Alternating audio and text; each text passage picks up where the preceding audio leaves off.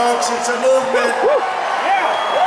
It's not about me, it's about you, believe me. This is a movement. We're not going to be the stupid country anymore. We're not going to be the stupid people anymore. We're going to be the smart country. We're going to be the smart people. We're not going to let our politicians destroy our country. We're not going to let it happen. We're not going to let it happen. And, you know, I talk about little Marco Rubio. He's a disaster. He's a disaster. He's a nasty guy, said nasty things, and, you know, we hit him hard.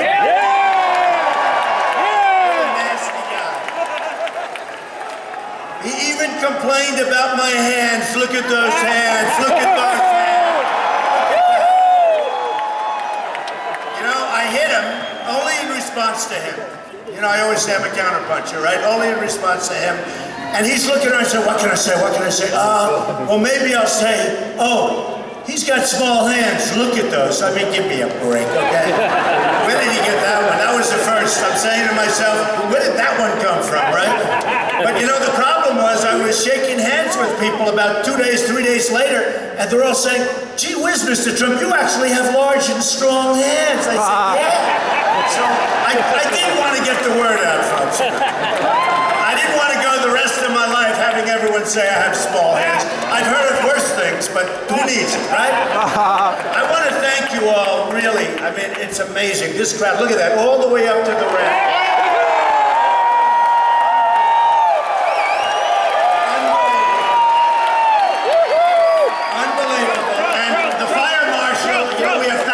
People outside. We've lost about 10,000 people. They've had to leave, but we still have thousands of people.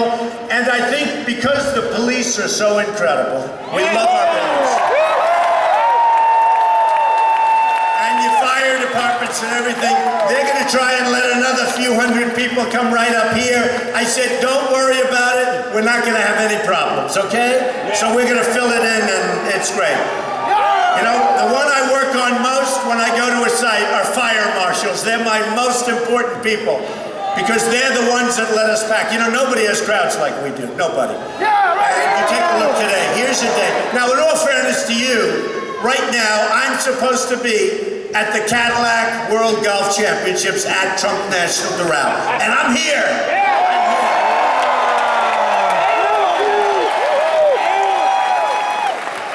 I just left Rory, actually I just left Kansas, and hopefully we'll do well in Kansas, and Kentucky, and you know I have a list, look at this. New Hampshire, we won. South Carolina, we won. Nevada, we won in a massive landslide. That was supposed to be for Lion Ted Cruz, Lion Ted. He holds up the Bible, and then he puts it down and he lies. I don't like that, and you know what? That's why I'm winning virtually every category with the evangelicals who I love. And you heard today Paula White, who was fantastic, and I appreciate Paula's being here. But Pastor Paula White was so great, and you know, Jerry Falwell Jr. from Liberty University was so great to me. And he doesn't endorse people, he doesn't do it. But he felt this was important. And remember this, every one of the candidates goes to Liberty.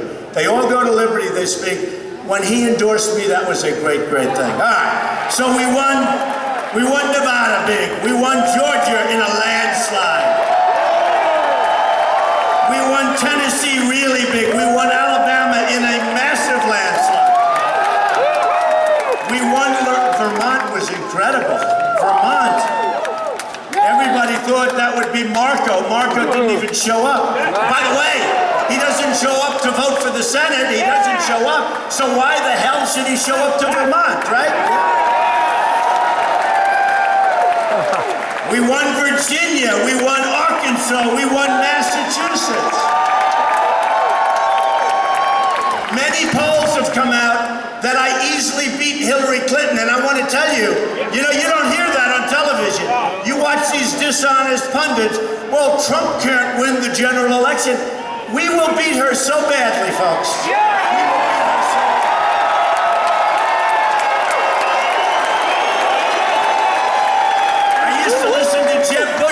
story flamed out, and they'd say, Donald Trump cannot beat Hillary Clinton. And I said, well, why can't you beat me? You got nothing. Low energy, low energy. And there's people now on television fighting me, saying, we have to stop Donald Trump. He's not going to beat Hillary Clinton. They work for Jeb Bush. And I say to my people, you know, I have these debaters, right? And I say, why don't you just say he worked for Jeb Bush? And they were terrible. But I see it all the time. We're going to beat Hillary. And I'll tell you something. The one person that Hillary doesn't want to run against, I will tell you this, is Donald Trump. And I can tell you. And it's amazing. I watched it the other day where little Marco is going, well, Donald will not win. I mean, this guy's got so many problems. I don't think he'll come close to winning his own state. How would you like to be this? I'm 21 points up now. I happen to love Florida, in all fairness. Truly, truly my second home. I'm here all the time, as you know. All the time. I love this area, by the way, but I'm here all the time. I've done many, many jobs in Miami with Related and with George Perez and with, you know, Gil Deser and Michael Deser, and we've had great success. And we've had many of the buildings on the Miami. We have a lot of stuff. And it's been great. And as you know, Doral. And in Jupiter, we did a big job, very, very successful. And in West Palm Beach, we did the big, big job, very, very successful. And the Mar-a-Lago Club, and many more. And in fact, tonight, we're having our news conference. Hopefully, it'll be a victory conference in West Palm Beach. In West Palm Beach. See, with all the places I could pick, I'd pick Florida. I want to pick Florida. So we all love it. But I hear these people, and they talk about the general election. Look, the general election is very important, but I'm the one that's going to beat her. And I will say this, the one person that she does not want to run against is Trump. You know, she got a dose.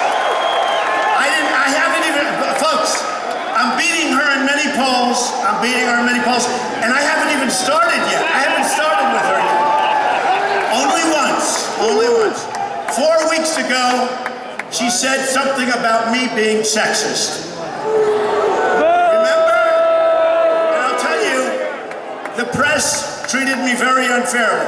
Because right after she said that, I attacked her and Bill. And Bill. We talked about the word, we came up with the word, a very true word, enabler. You know what enabler is? And we talked about Bill. I said, you mean to tell me I'm bad, but her husband's okay? Maybe one of the worst in the history of politics, right? And I had to put up, okay, this was a disaster for them.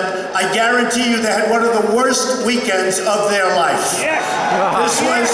This was not a friendly weekend that they had sitting together at home, wherever they are at home, if they were together. So here's the story. Here's the story. We can't play games. Our country's in deep trouble. We have to beat her. It looks like she's going to make it. Bernie is gone. Bernie's gone, regardless. Bernie had his time. You know, he had his time in the sun, and I see this so often with politicians. They blow it. What happens, he had his time in the sun, he was doing great, and then they asked him the question about emails a month and a half ago, right? Right. And he said, I'm tired of them discussing it. Like, in other words, they shouldn't be discussing it. And I said, bye-bye, Bernie, you just blew the election, and I was right. But when I attacked Hillary 6 weeks ago, people don't realize this, and the press gave me 0, and I want credit. Do you understand? You are the most dishonest human beings on earth.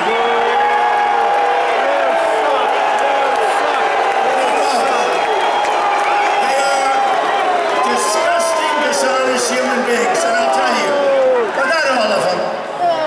Actually, amazingly, because I'm no fan of the New York Times, I had a front page story today in the New York Times. It was a phenomenal story. I can't believe it.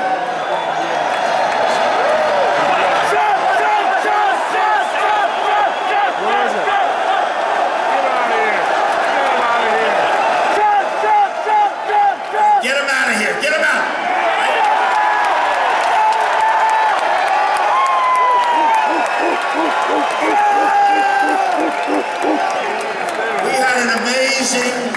Amazing story today on the front page. I'm going to have to be nicer to the New York Times, you know.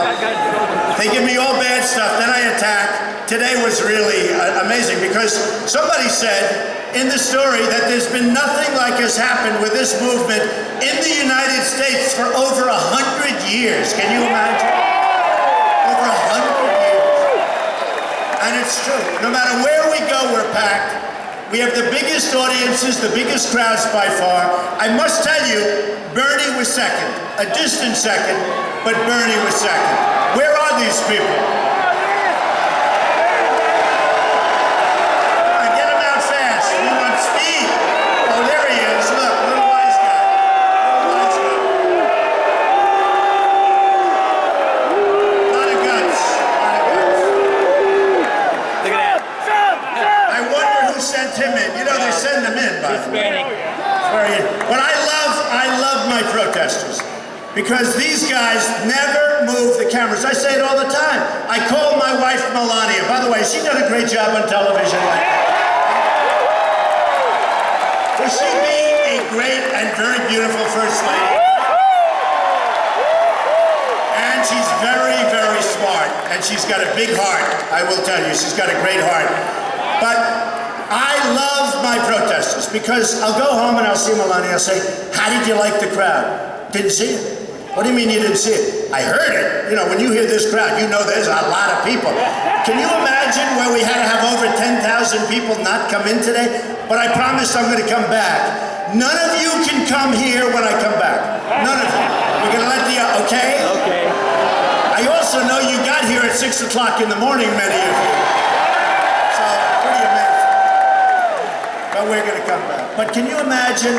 I go home and I'll say, did you see the size of that crowd? We filled up Dallas, you know, the Mark Cuban, the Dallas Mavericks are a wonderful team. They have a beautiful stadium. I spoke with Mark. I said, you know what, that would be good. He said, you'd fill it up fast. We took it over on Thursday. We filled it up on Monday, 21,000 people. Nobody knew. And the reason they didn't know, number one, the reporters don't want to report it. Exactly. They don't want to say. They had a case where Bernie, it's unbelievable. That's why I like my protesters. The only time they move the camera, if there's a protester up in the top in the rafters, they'll move it because it's a negative thing in their mind. It's actually very positive. But you know, I'll tell you what. We have a thing going on here that's incredible. There hasn't been anything like it. The biggest story in politics, which really isn't talked about as much as it should be, is voter turnout during the primaries. 50% up, 60% up, in some cases 100% turn. There it is, cameras. Look up there, camera. Look up there at the protester camera.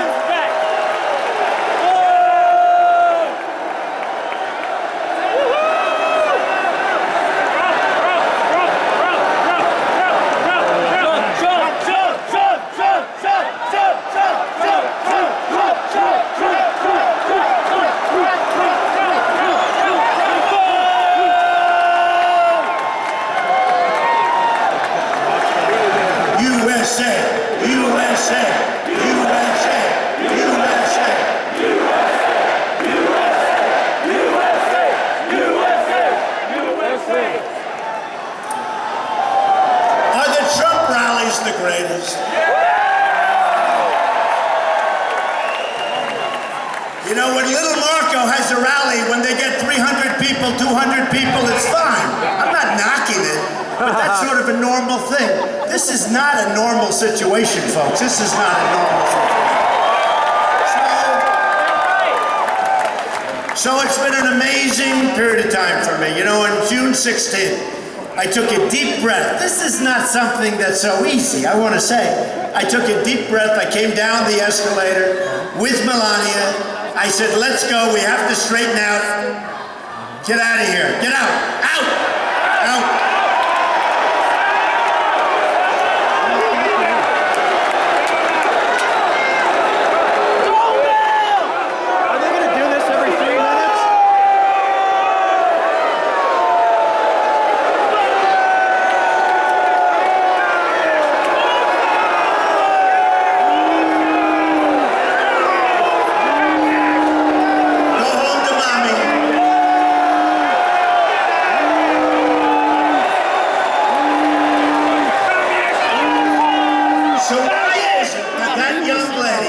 can use filthy, disgusting language, and they won't report that.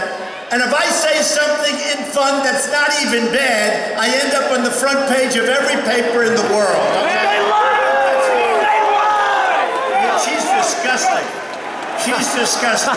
It reminds me of this last weekend, the former president of Mexico, right?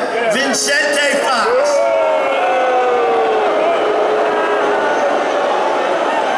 We will build the wall, don't worry. We will build the wall. We will build the wall. And who's going to pay for the wall? Build the wall! They're going to pay for the wall. I love it. You know, we have a trade deficit with Mexico of $58 billion. $58 billion. And these politicians, Lion Ted Cruz and little Marco Rubio, actually he's not bad because he never shows up anywhere. I don't know what the hell, what does he do with all his free time? He's got the highest delinquency record in the United States Senate in many years. It could be decades, okay? That is not the kind of person you want representing Florida. That's not the deal you make. That's right. Amen. You know, I built an incredible company. Look, just in Florida, you know what I have. I went over it all along the beach, Doral, Mar-a-Lago, all these things. And I have to listen to this guy, a lightweight, a total lightweight, say, Donald Trump is con. I filed financial papers that show I'm worth over $10 billion. And I don't say that bragging, folks. I don't say it bragging.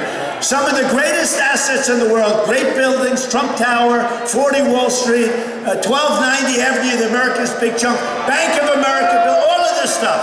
All of this stuff. Don't worry, get them out. They're quiet. They don't have much of a voice.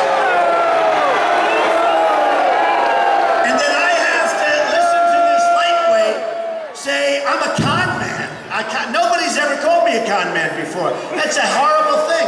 Then when I hit him back, they say, Donald Trump was very rough. That was not good.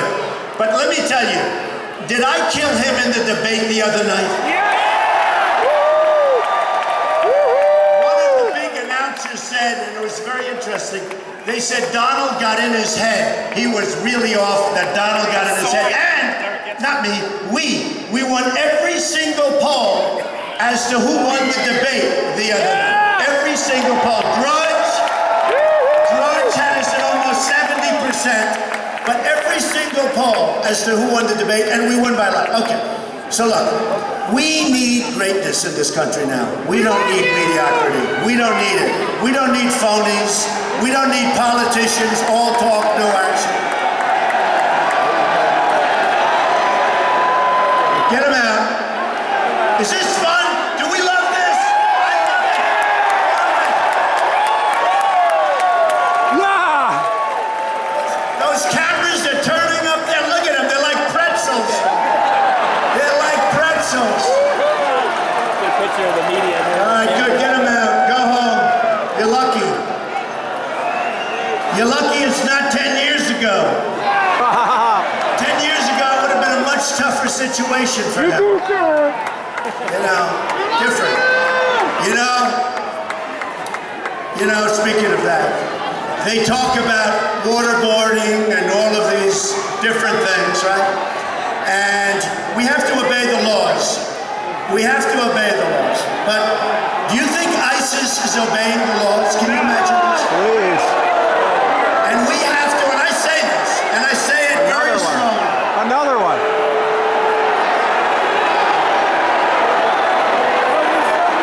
I wish we had some real protests. Do this every 5 minutes? Every 3 minutes? Remember when the two young women came up and they took over the podium and microphone from Bernie Sanders? Do you remember what he did? They're screaming at him. He's standing there like this. And what did he do?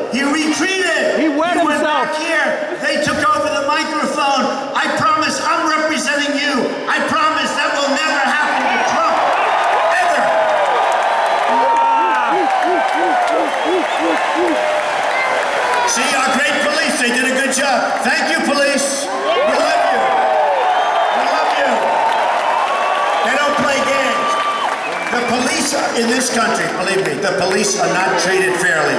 One act, which was a mistake or somebody was a bad apple, and it's played in the news all the time. We have to give more credit to our police folks. And we have to stick with it. So then on top of everyone else and everything else, we have Mitt Romney, who choked in the last election.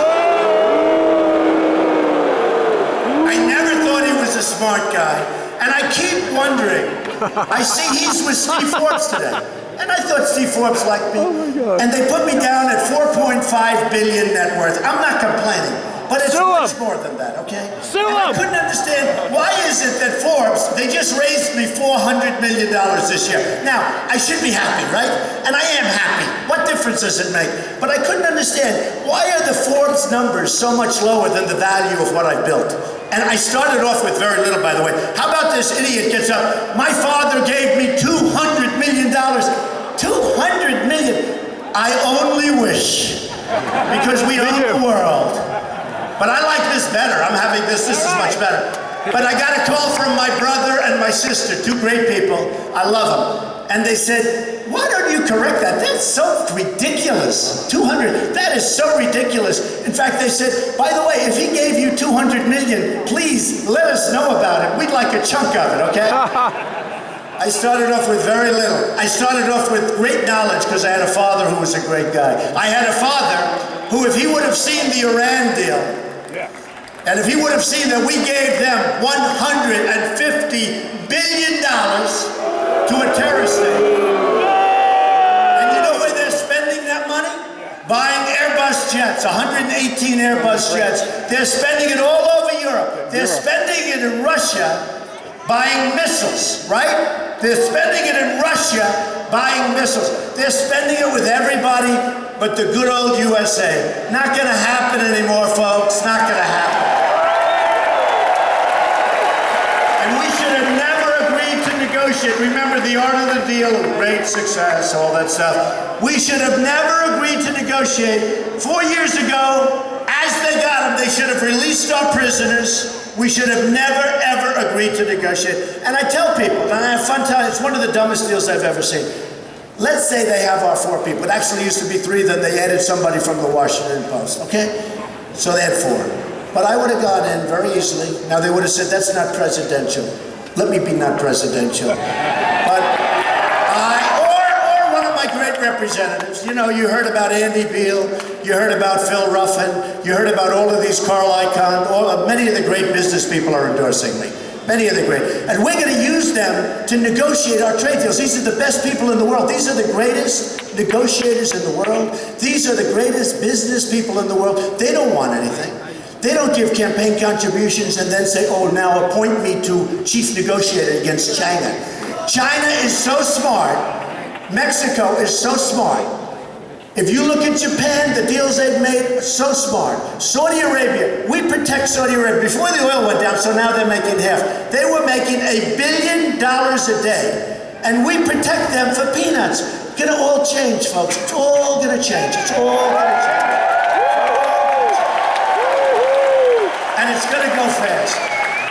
But my father used to say, and somebody from one of the big papers loved this story. They said, could you repeat the story? But I'll repeat it.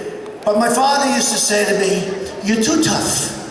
You gotta take the lumps out. That was the expression he used. He loved me. And he was a strong guy with a great heart. But he'd say, Donald, you're too tough. Take it easy. You gotta take the lumps out. And he'd go like this, take the lumps out. Is somebody protesting back there? Get out of here. Out! Out! Get him out. Don't hurt him. Don't hurt him. Don't hurt him. Get out of here. Get out of here. Yeah. Like sure, man. You had your 5 seconds of fame, man. Yeah, he did. Get out. Don't hurt him. You know, it's funny when I say, like, I'll say don't hurt him, and the press will say, Trump is getting soft. When I go, get him out and bomb, you know, then they go, it was terrible the way he talked. So I sort of have a middle ground. I say, get him out! And if it's too tough, I say, don't hurt him, don't hurt him, don't hurt him. This way I don't get criticized by the press. But my father, he had a great way, and he was a very, very good negotiator. I learned so much from my father. It wasn't the money he gave, because the money, he loaned me a small amount of money. These guys were with the protesters. 1979, 1980, and I built it into a great fortune. And I will tell you, They're with that he used guy. to say, son, take the lumps out. You're too tough, you're too direct, you'll make too many enemies. Me make enemies? Didn't he do a great job with me? Didn't he do a great job? Me, enemies. Look at Romney, the poor guy can't even breathe. He hears the name Trump, he goes, oh, I can't breathe. What a dope. I mean, look, he did one of the worst jobs in the history of politics. He should have won his election. If he devoted the energy and the time to winning his election against Obama 4 years ago, we wouldn't be wasting time here today. This guy was a disaster, okay? I always hate second guesses. There's something about second guesses. And Romney, and I said this, Romney came to see me, and he begged me for my support. He begged me. And what did I do? I said, drop to your knees, drop to your knees. No, I didn't say that. But if I did, he would have, I'm telling you. Now, he wasn't worth 200 million, but Steve Forbes is his friend. So Forbes raised me just a little while ago, 400 million. They said, I made 400 million. It's much more than that. They said, and now I know why. It's over 10 million, but now I know why. He's meeting with Romney all the time. They're friends, the whole deal. I'm telling you, we have something going. This whole thing that we're doing is so special. We are really, they're railing against us. They've never seen, the establishment is a disaster. The Republican establishment, they don't know what they're doing. The only reason I mention this is the fact that we need this kind of thinking to get rid of our 19 trillion in debt, to get rid of our tremendous deficits with every single country we do business with. Why should we be protecting Saudi Arabia for practically nothing? That's right. They wouldn't exist if it wasn't for us. Why should we, every time I order thousands of television sets, thousands, I order them from South Korea.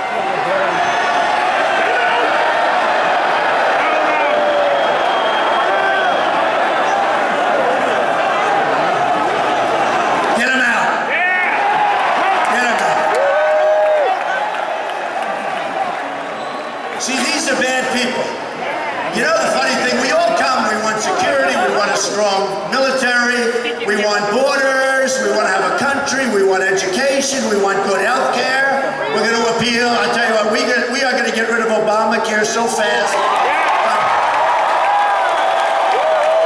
We want to have a good life for our families and ourselves, and we all want that, whether you're Democrat or Republican, and these people, they're just, what's going on? It's really ridiculous. It's really ridiculous. It's really ridiculous. So, let's go back to my father, right? So my father would always say, take the lumps out. Son, take, and he'd always go like this. I remember my father passed away a number of years ago, but he'd always say, take the lumps out, take the, and I learned. So here's what we do with Iran. Let's say I'm the negotiator, I'll be the negotiator, even though it's not very presidential. We're supposed to have your so-called John Kerry type do it. What a disaster John Kerry was. He never once. So here's what we do. We take the lumps out. Now, before my father gave me this lesson, I would have walked in, I would have said, I want those prisoners back now. Yeah. I want them back. And you know, it would have taken a long time. Probably would have gotten it. Now we say, fellas, we got a problem. The prisoners are with you. The prisoners are with you. You don't want them. We do want them. Gonna make for a better negotiation. Let them go. We leave because they're not gonna do it. We leave. The Persians are great negotiators. We take off. We double up the sanctions. They will call you within 28 hours, and they will say very nicely, congratulations, you have your prisoners. We got our prisoners. Now we have our prisoners back. Now in the old days, I would have said, they're landed, they're safe. This 4 years ago, before we start, I would have said, I would have walked in, I would have said, we're not giving you the $150 billion. Do you understand me? We're not giving you the $150 billion. But because of the fact, hey, I went to the Wharton School of Finance, but my father was still a better teacher. So, and they were great, but he's the best. So now, I would have said, yeah, now I go in different. I'd say, fellas, we got a problem. We're bust. The country has no money. We owe $19 trillion. $19 trillion. The horrible omnibus deal that was signed, can you believe that deal? The horrible deal that was signed recently, it's going to bring us up to $21 billion. We don't have the money, I'm so sorry. I want to give it to you so badly. We don't have $150 billion. We don't have $150 billion. And here's what's going to happen. We're going to leave. We're going to double up the sanctions. They're going to call us again. We're going to start. We've just gotten our prisoners back 4 years ago, and we've just gotten out of giving them $150 billion. And it's so simple. And by the way, that's not like 80% sure, 95, 98.7, 100%. We'd get the prisoners back, right? And we get the money. We're never going to give them the money. They would never get the money. I feel so badly that we gave them $150 billion. And the sad part is, if I win, I don't get that money back, but I'll find out a way to get it back. I will find a way. I find it. So the new thing is this. The new thing is, how do we stop Trump? Everyone's trying to figure out how to stop Trump. The guy got down close to him with the hoodie.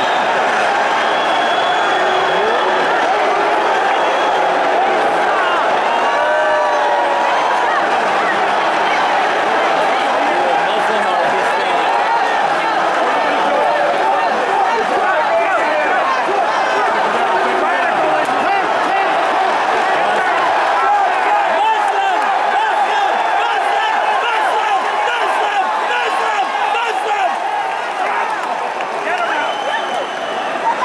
They need the police there.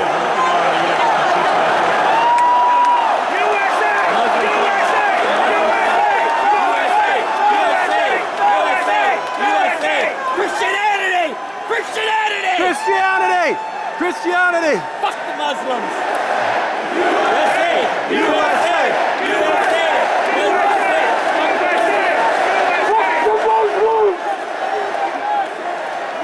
Well, he got pretty close to him, man. That's scary. Those protesters got violent. Yep. We have a divided country, folks. Yep. It's bad.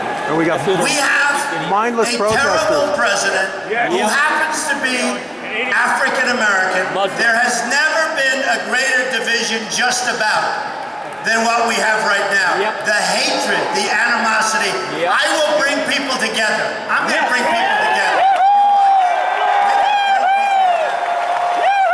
We're going to bring our jobs back from China and all of these other countries that have taken our jobs, and Mexico. And we're going to bring people together, folks. We're going to bring them together.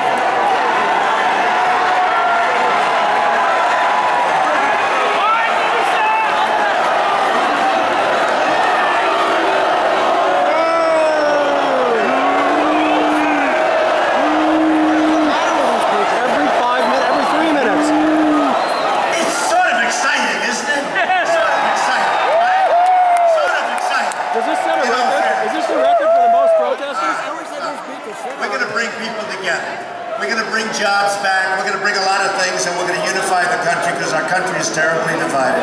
In so many ways, our country is divided. So we want to be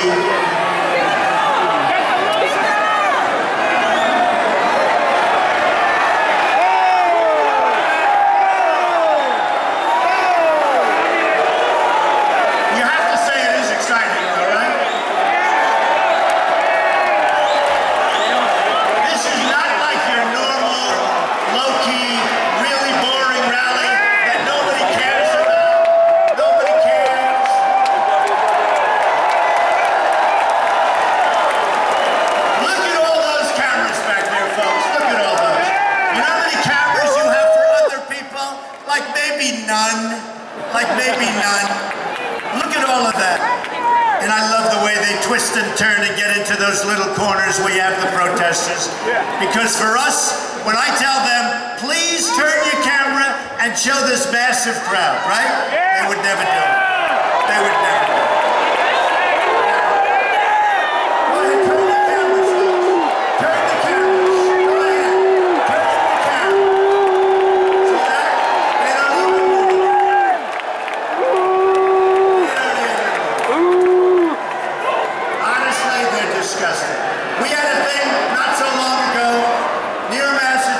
Which was so great. Did you see? Well, it helped that Tom Brady loves me. I will say that. I mean, if Tom Brady loves you and you don't win Massachusetts by a landslide, you're not doing a very good job, right? We love Tom Brady. But we had a thing where we had an arena, we had 12,000 people. Bernie Sanders, the same exact hour, had 3,000 people at a different site. The next day, they talked about how big the crowds were for Bernie Sanders. And I said, wow, that's unfair. That's really unfair. All right, you ready? Can the protesters stop for a couple of seconds? So just for a couple of seconds. Give us, like 5 minutes and then you can protest again because I'm so proud of selling out this place. This place is crazy. By the way, and I have to say this, we really sold it out twice because the people that were told, I'm sorry, we can't get you in, are more than what we have inside. So we really sold it out twice, which is great. All right. So now the move by guys like Choker Mitt. I call him Choker. He's a choker. He chokes. You know, when somebody chokes, we all play sports, a lot of us. Usually, don't admit if you are, but usually if a person's a choker, it never changes, right? Right? I mean, if you look at Secretary Kerry, he choked on the Iran deal. He choked. He should have left that room a couple of times, walked away, doubled up the sanctions, and he would have made a much better deal. He never did that. He was afraid to leave the room. He choked. But usually, if you look at it, a choker, we don't want chokers. Do we agree? We don't want chokers. We don't want chokers. When I watch what Chris Christie did to your no-show senator at the debate before last, when Chris grilled him, and Chris endorsed me, by the way, which I love. But Chris Christie, I never saw anything like it. Little Marco's right next to me. And Chris Christie is grilling him like a good prosecutor. And Chris is grilling him, and Marco keeps, uh-oh, we have somebody else. What is it? We need a doctor. A doctor. We have a doctor. A woman fainted. A woman fainted. We love people that faint. And I think it's only faint. Are you okay, darling? Okay. Take your time. Take your time. Get out of here.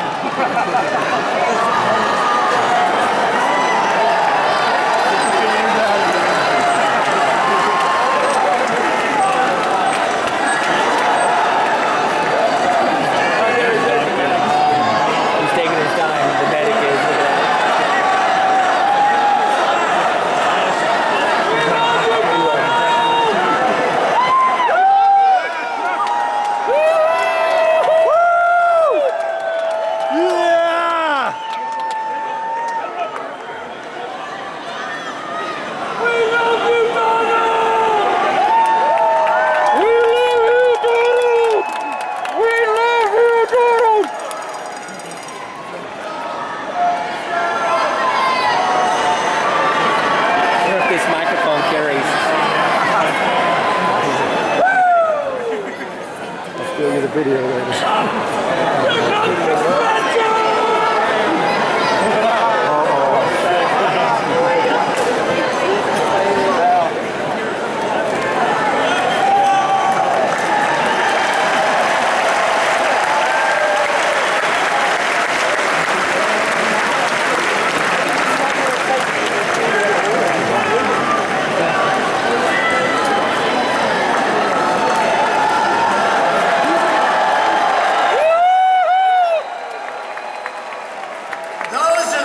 we like the best. She's been here for 7 hours. I love you, darling. Get better.